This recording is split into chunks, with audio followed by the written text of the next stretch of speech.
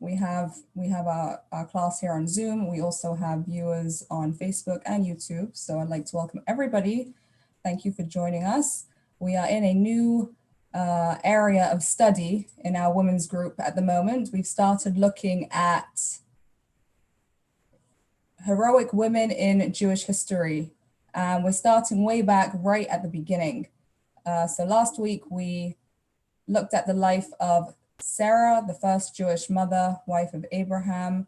And tonight we are moving on to the next one of the four Jewish mothers, who was Rebecca or Rivka.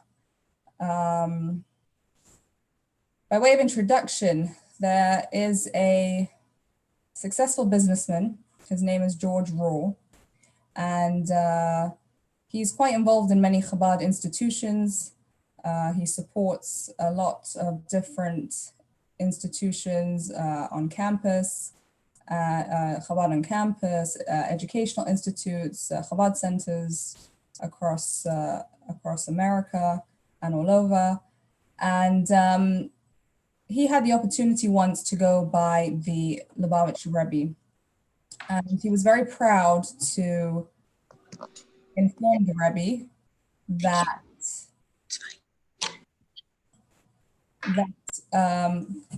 the previous Rosh Hashanah, he had started a new initiative in his synagogue, and he informed the Rebbe that he began a minyan, a prayer group for people, Jewish people of no background. And he was very proud to tell the Rebbe about this. They made this new minyan, a beginner's minyan, and he described them as people with no background, able to pray comfortably in the synagogue that past Rosh Hashanah. When the Rebbe heard what he had to say, he said, "What?" So George Raw, thinking that the Rebbe simply hadn't heard what he said, repeated, "We started this new initiative, there's a new minyan, we have this beginner's prayer group for Jewish people who have no background." So the Rebbe said, "No background, no Jewish background, what do you mean? Go back to them and tell them that they do have a background. They have the background of Abraham, Isaac, Jacob, Sarah, Rebecca, Rachel, and Leah. This is their Jewish background." And the truth is that obviously each and every one of us, each and every one of the Jewish people, we come from these 3 Jewish fathers and 4 Jewish mothers.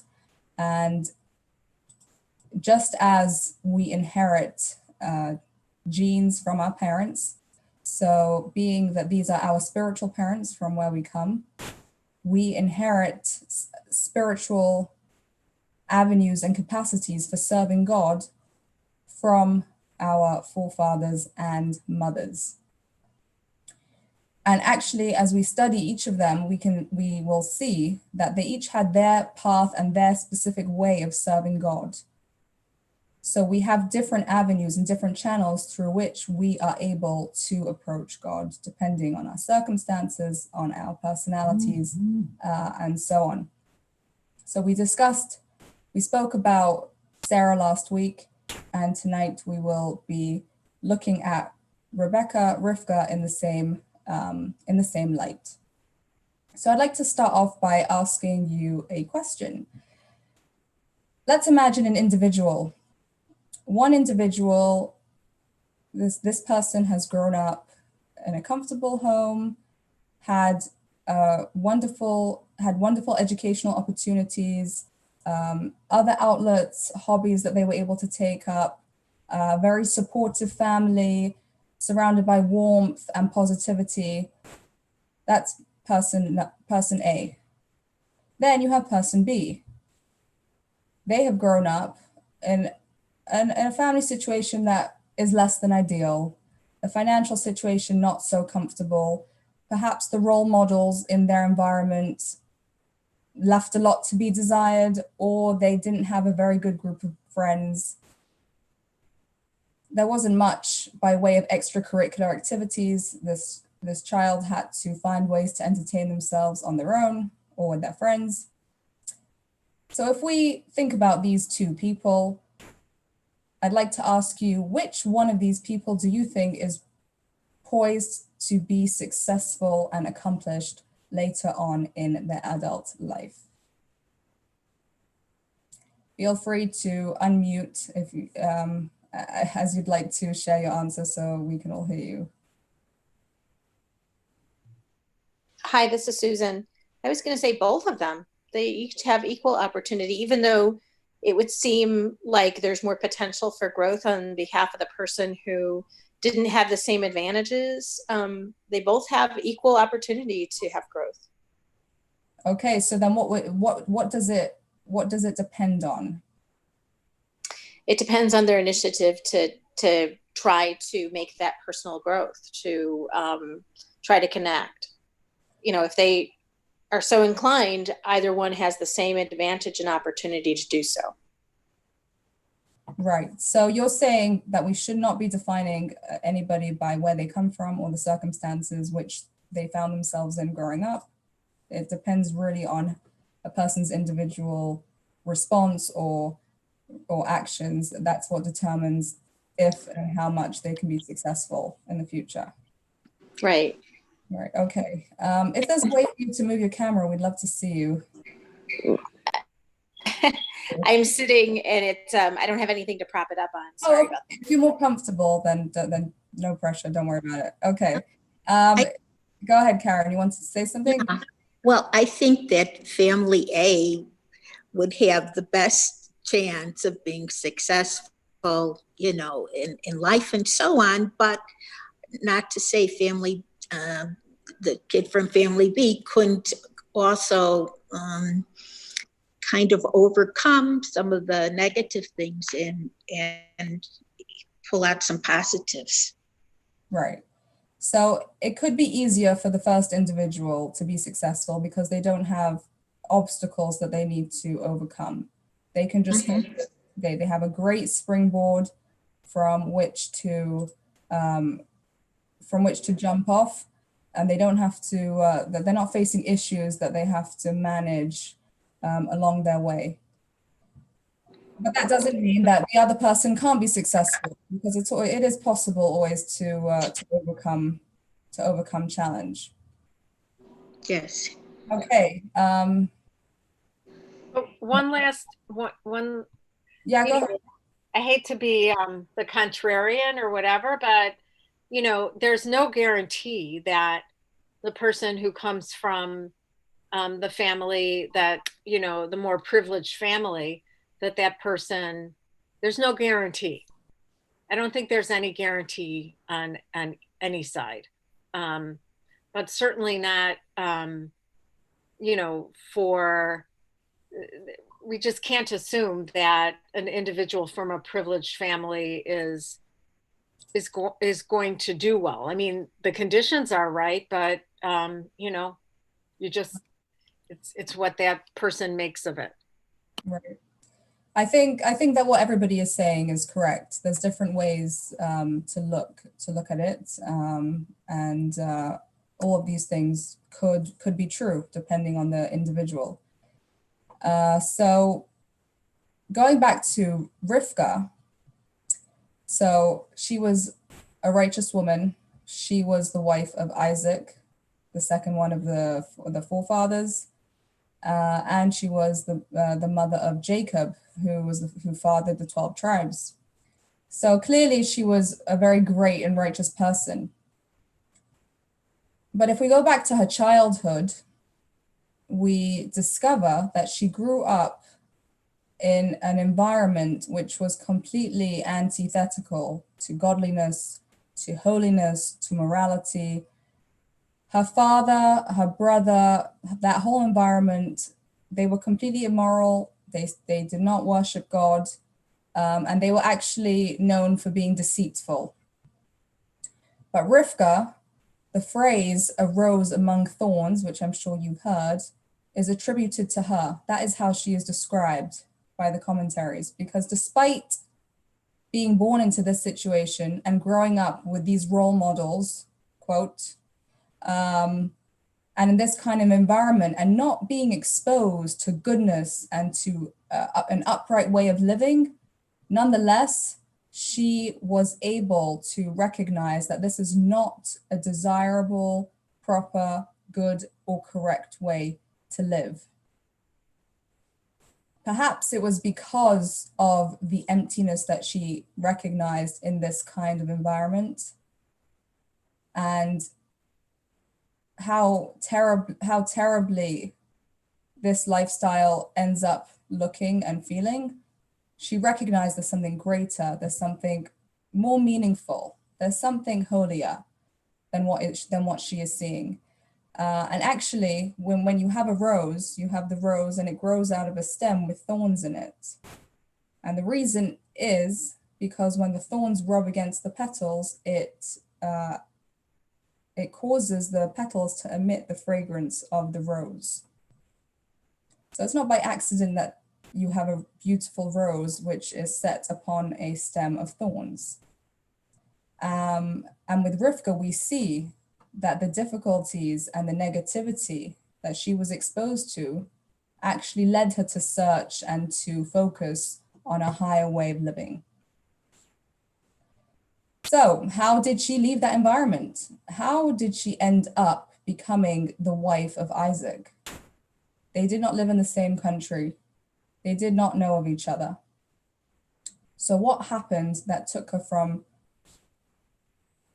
this negative surrounding to the household of Abraham, of Isaac, to this holy and beautiful and good environment? So Abraham, he has his son, Isaac, a righteous man, and the time has come to look for a soulmate for his son. He needs to marry him off. The next generation needs to begin and continue. So what does Abraham do? He calls upon his devoted servant, his household manager, whose name was Eliezer, and he instructs Eliezer to travel back to Abraham's own hometown. Abraham wanted to find a wife for his son from his own family. And he told Eliezer that when he goes to look for a wife, the most important quality that he should be on the lookout for is kindness. The most important thing is that Isaac's wife should be kind. And as we spoke last week, this was a hallmark of Abraham. He spent his entire life giving to others, teaching others, helping others physically, praying and interceding on behalf of others, whether they were believers or not, whether they were righteous or not. There's an entire account of Abraham pleading before God to save Sodom and Amorah and not to overturn and destroy it. And these people that he was praying for, they were all sinners. They were completely corrupt and did all types of evil that we can only imagine. But Abraham did not give up on anyone. And he knew that when his son marries, he wanted his son to marry somebody who is kind. So Eliezer set off across the desert, and he went from the land of, it was known then as the land of Canaan, which is the land of Israel, and he traveled across the desert to the hometown of Abraham, to Haran, and he took with him 10 camels. These 10 camels carried many gifts for this lucky girl whom Eliezer was seeking. And after traveling through the hot desert, he finally arrives into the village where Rivka lives. Yes, Susan, you'd like to say something? I wanted to ask, I'm sorry, you said he went to Quran, or what was the name of the country he went to? It's called Haran. It's a biblical name. It would be somewhere near the area of Syria, modern day Syria, Iraq, somewhere. It's not 100% clear. The names of the towns from then are obviously different now, but that's the general geographic location. Okay, thank you.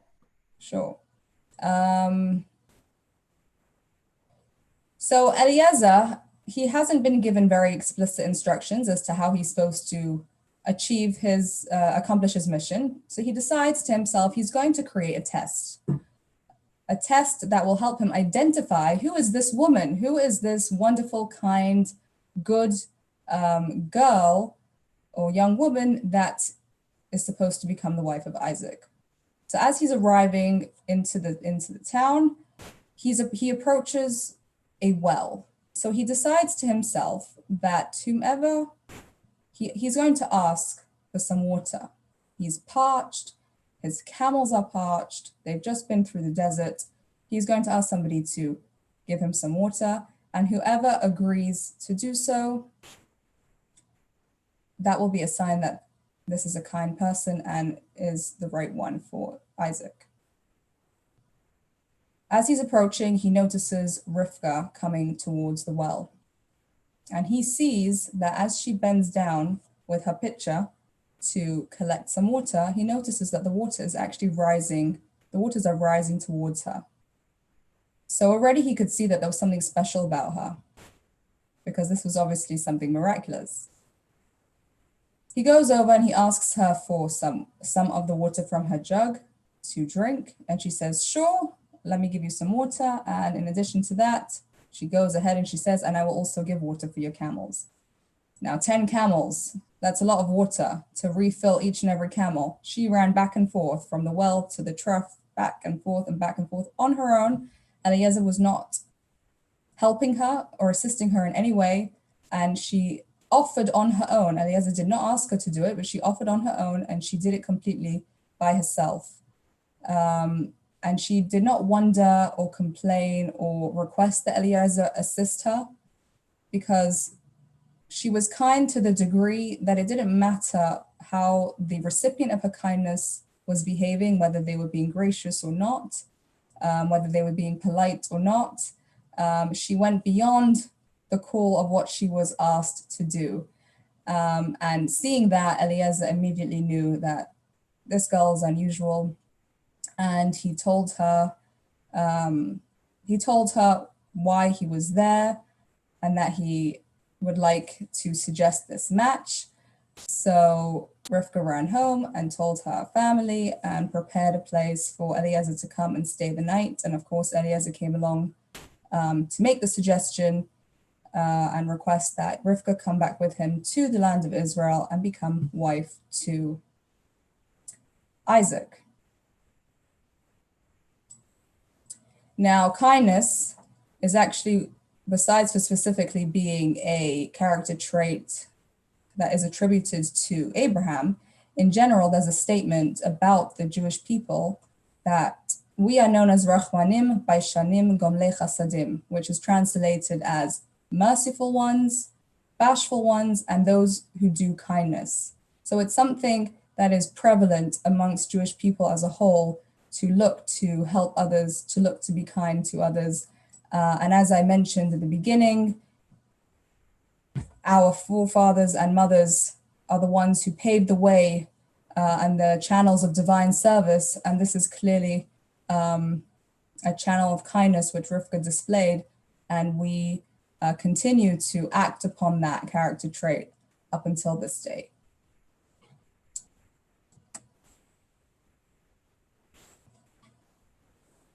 Okay, so now we know how Eliezer found Rivka. Rivka comes back to the land of Israel, and he marries, and she marries Isaac, the son of Abraham and Sarah. Now, it was a struggle for them to conceive and to have children, and it took quite a long time, many, many years, until Rivka became pregnant. And obviously throughout those years, they begged, they prayed, they hoped for a child. They really prayed in a very strong way to God. And finally, God answers their prayers and she becomes pregnant. Now, as it's progressing, she notices that when she's out and about, she passes a house of prayer, of Torah study. The child inside is kicking and struggling very strongly. So she thinks to herself, wow, this is beautiful. This is so special. My child is inclined to goodness, to holiness, to God. But then she finds that when she passes a a house of idol worship, the same exact reaction takes place within her. And it starts to become quite painful for her, constantly the struggle, the house of worship, the house of God versus the house of idol worship. And she's all confused and dismayed. She doesn't know what to make of this. So she goes to the yeshiva where you had you had Shem and Aver, who were righteous men. They studied the Torah, and she consulted with them. She had no idea what was going on. And they told her, you know what? You're actually having twins. You do not have one child inside, you have two. And these twins are going to be very different. One is going to be righteous and study Torah and focus on God. And the other one is going to grow to be a hunter, to be deceitful, to be involved in idol worship. And that's why when you pass the house of Torah study, you have the child trying to get out in that direction. And when you pass the house of idol worship, you have the other child in the other direction. Now, here's where Rivka's upbringing really comes into play. Because after her children are born and the prophecy indeed comes true, it turns out that Isaac shows a preference for the older one, for the older twin who's Esav, the wicked one, the hunter, the murderer. And Rivka shows a preference for Yaakov, the younger one. He's the righteous one, he studies Torah, he's focused on God. It comes to the end of Isaac's life, and Isaac wants to bless his children. So he calls Esav, and he says, Esav, I want to give you these important blessings, but before I do so, I'm requesting of you to go and hunt for me some goats and prepare for me some wonderful, delicious meat, and then I will bless you. Now what happens?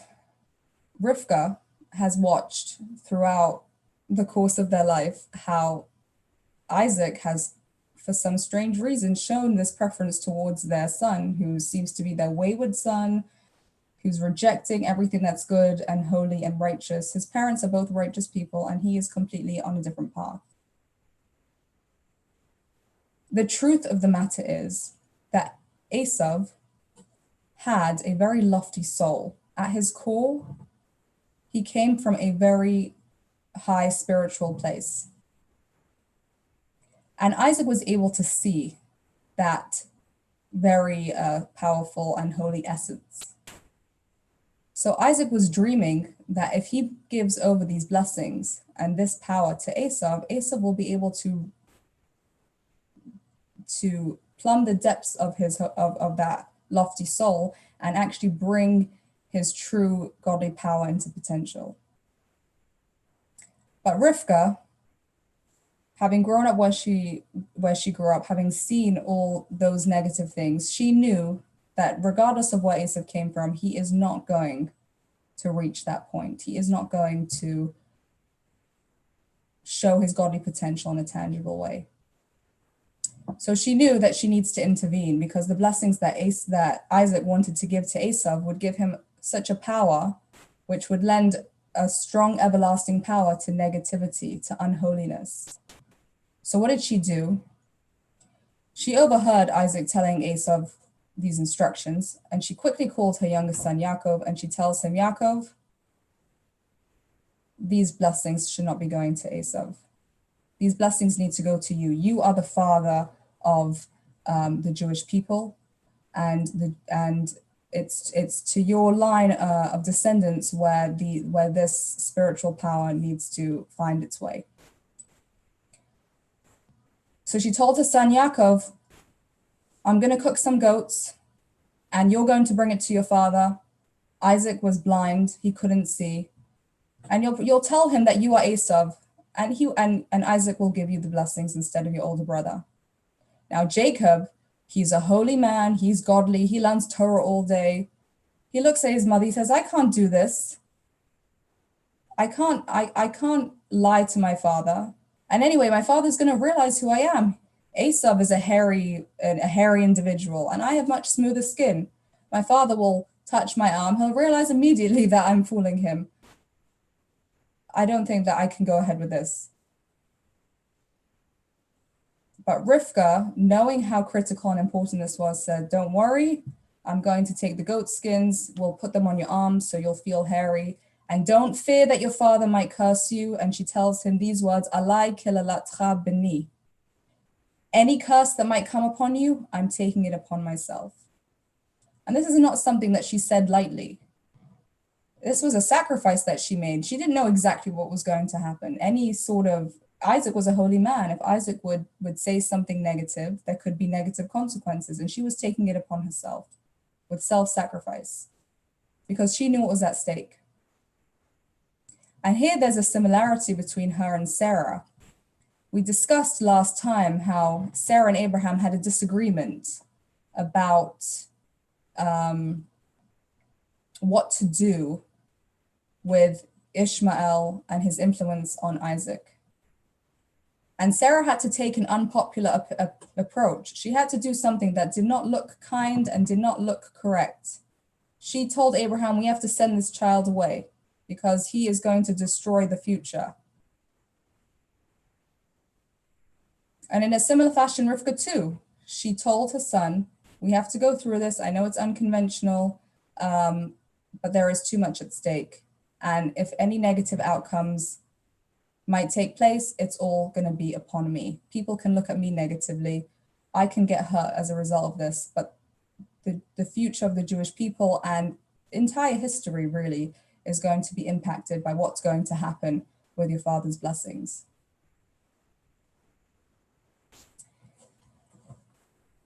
When I was 14, I grew up in England, in London, but that summer my parents sent me to New York to join a summer camp in upstate New York. And of course, it was a wonderful experience. I got to meet a lot of new people and there were great activities. And one of the main exciting major parts of camp was the color war. Now, obviously in color war, there's different competitions, but in this Hasidic Chabad camp, part of the competitions, each team was given a specific Jewish theme, and usually the themes contradicted each other in some kind of way. And each team had to find ways to teach and display different elements of the theme in different creative ways. And at the end of it, whoever, points were awarded for creativity and depth and originality and etc. And whichever team got the most, obviously they were the ones who won. So it culminated in a play, a skit. There was a song written and also a work of art that had to be displayed at this end grand finale for the color war. So I can't remember if it was my team or the other team. I think it was probably the other team. They used a story to illustrate the message of their theme. And one of the girls in that team wrote a really beautiful song describing the story and the message that comes out of it. And only recently I discovered who the main character of the story actually is. At the time, I was just told there was a young boy. I didn't know who it was. But let me first tell you the story. So there was this family living in the former Soviet Union. It was during the time of the Second World War. They had to escape from their town, which they lived, and they ended up fleeing to Uzbekistan. Now, due to the ravages of the war and hunger and being unsettled, so unfortunately the father did not manage to survive these difficult times, and he passed away. And this young boy was all of 7. He had 2 older brothers, and they were left without a father, and they had their mother taking care of them. So it was just the 3 of them, and there were no Jewish communities then. They were in an isolated place, and she was very concerned and worried What was her worry? How are her children going to learn and be educated about Judaism? How are they going to know the truth about God? Now, this is in the middle of wartime. People are worried for their survival, for what they're going to eat, if they're going to be able to have a roof over their head and survive the bitter cold. But this woman who had just unfortunately lost her husband and was living in terrible conditions, that was what was on her mind. And she knew that there was some yeshivas and Jewish places of study hidden secretly in different places, but there was no way for her to find out where they were. She was isolated on her own, and she didn't know how to find a yeshiva for her sons. So the first thing she did was she managed to find somebody who she hired as a tutor for her sons, and she paid him by cleaning his house and by drawing water for him and bringing it into his house, because obviously she didn't have a penny to her name. But this man managed to escape these terrible conditions, and she was left again with nothing. Somehow she met up with a rabbi, a chassid. He passed through the town, and he told her of an underground yeshiva in Samarkand. Now, she asked this chassid, would he take her oldest son with him to the yeshiva and have him be part of the studies over there? And he did that. The next time he came, she wanted to send his second son. He agreed again, and they went on the train to Samarkand. Now, this was a real sacrifice for her. She was one woman alone.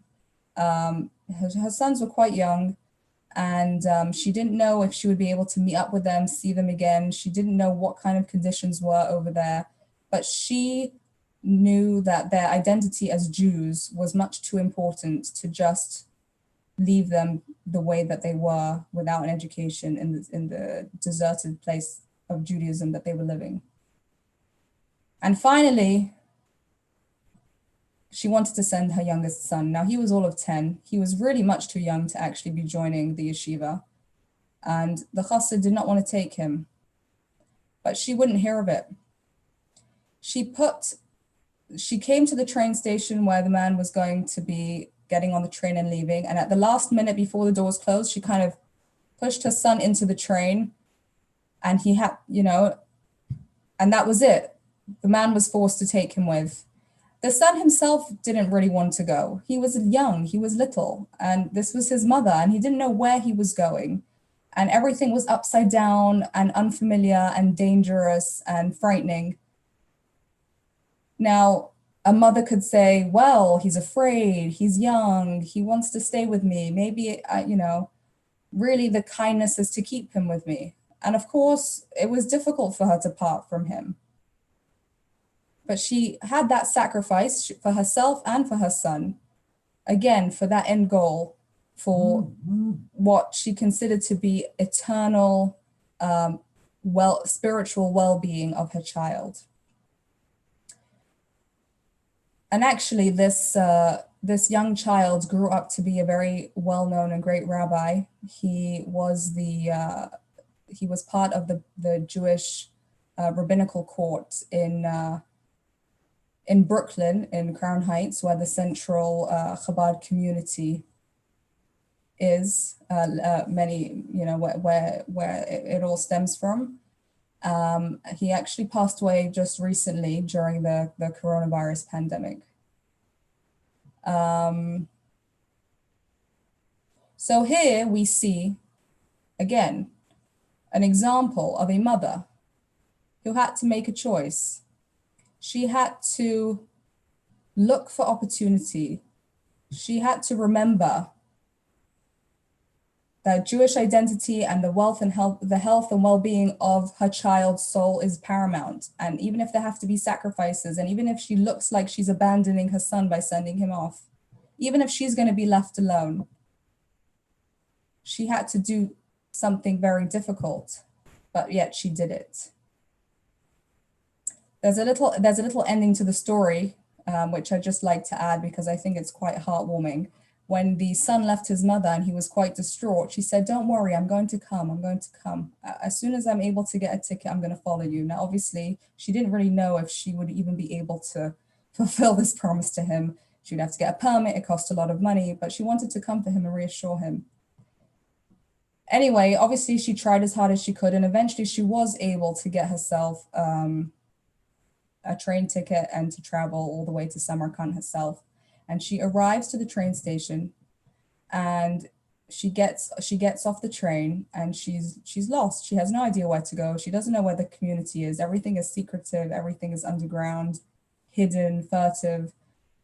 But before she can even think about what her next step should be, she suddenly hears a cry, "Mama!" And she turns around and she sees that her son is standing there. And she says, "What are you doing here?" He said, "What do you mean, what am I doing here? You told me that you were coming. There are 2 trains that come a day from a day or a week." He knew the timetable when the trains came from that town. He said, every time a train was coming from our town, I came here to wait for you. And that is the faith of a young child in his mother, that she would do as she said and come follow him, is really something very heartwarming, and actually a lesson in faith in God and in belief. It took many trains. He could have given up, become disheartened, and, oh, she's not going to come, but he didn't. He trusted. He kept that faith strong. So I just thought that's a nice little piece at the end, which could also be meaningful. So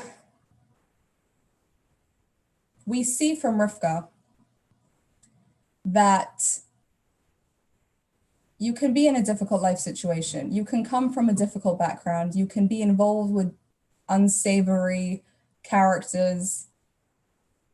You can witness all sorts of negative things around you, but that doesn't have to affect the wholesomeness of who you are and of where you're able to go.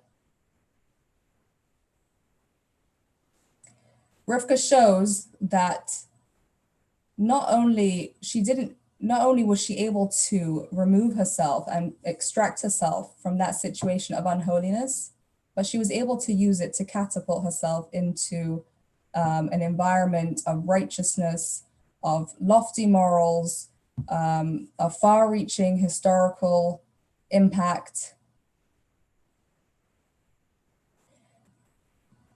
And these negative circumstances actually were a springboard for that. In Judaism, we talk about 2 types of people. There's the tzaddik and the Baal Tshuva. A tzaddik, a righteous person, is somebody who's been holy all their lives. They were born into holiness. They followed God and been connected with him all their lives. Then you have a Baal Teshuvah, who is somebody who is called a returnee. Perhaps they grew up in a difficult environment. Perhaps they did not have an education about Judaism or about God. But later on in their life, they come to be exposed to it. They come to learn about it. They come to learn about the Torah. They come to learn about the mitzvot.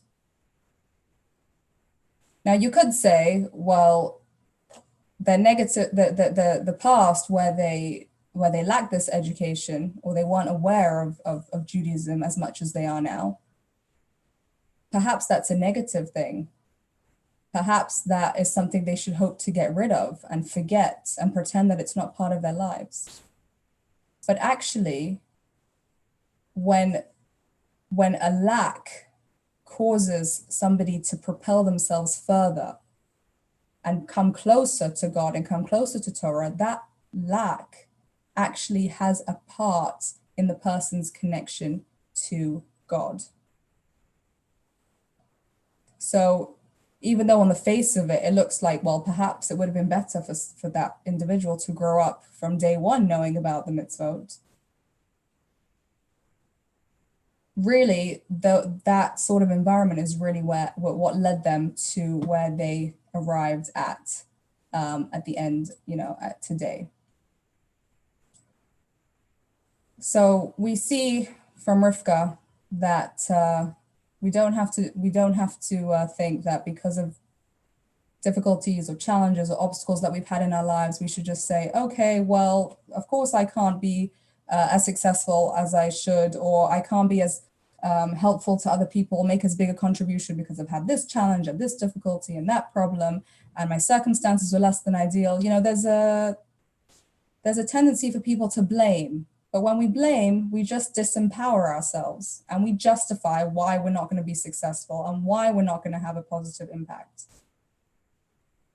Instead, we can take those circumstances and use them as a springboard to propel ourselves further and to push ourselves to reach even higher than we probably could have despite the challenges.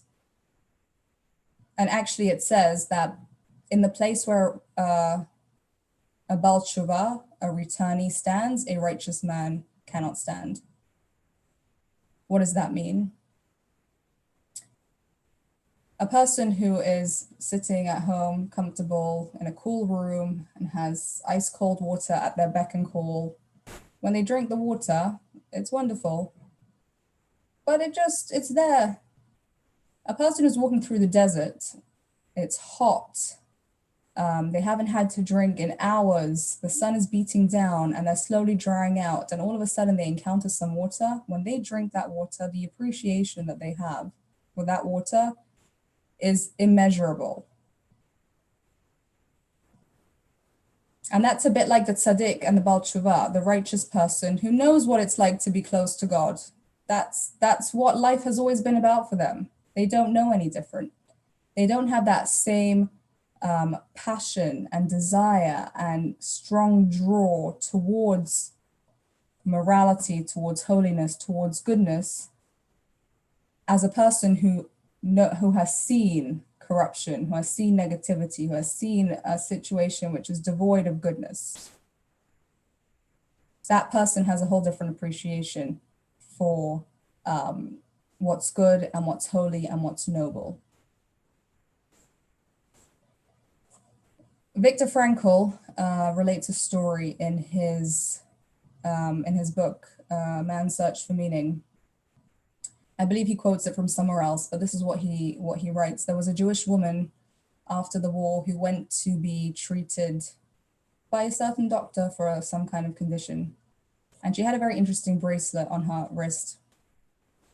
It was a bracelet that had the imprint of golden teeth on it. So the doctor noticed the bracelet and he said to her, "That's a very interesting bracelet." She said, "Yes, this is the tooth of Samuel, and this is the tooth of Joseph, and this is the tooth of Rachel." She went through each and every one of the teeth. She said, "This is the tooth of this one of my children, that one of my children." 9 children, names and ages, all of whom she had lost in the Holocaust. So the doctor looks at her and he says, "How do you live with such a bracelet?" So she looked at him very simply and she said, "I am now the director of an orphanage in Israel." A woman who went through what nobody can begin to imagine: pain, suffering, tragedy. Everybody would excuse her for wallowing in self-pity and for being bitter and for not being able to harness herself and regain her emotional energy and become successful. Nobody would wonder if she was just too pained to move on in life. But she didn't do that. She took the challenge, she took the terrible destruction that she had seen and been through, and that pushed her to use her pain and transform it to be a source of goodness, a source of hope, solace, assistance, and support for others who needed it. So this is something that we learn from our mother Rivka, the rose among the thorns. And in a practical way, we can ask ourselves, there's a problem that we encounter, there's a specific roadblock.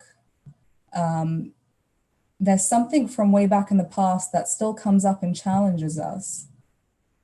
Instead of looking at it and becoming discouraged and feeling, this just pulls me down, this just makes it difficult for me to move on, I don't have the strength to move past this.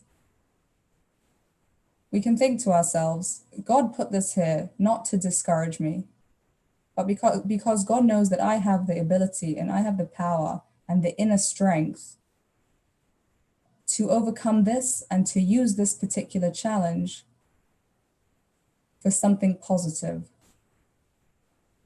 for something better. And without the challenge, we would be missing a certain richness, a certain empathy, a certain extra strength, a certain deeper perspective that we might not have gained if life would have been smooth, simple, and straightforward. So we get quite a lot of strength from Rivka in very important ways. We have our mothers and fathers who are righteous people, but they knew about the difficulties of life. They faced them head on in some very great ways. And from them, we get the power to be able to overcome these things.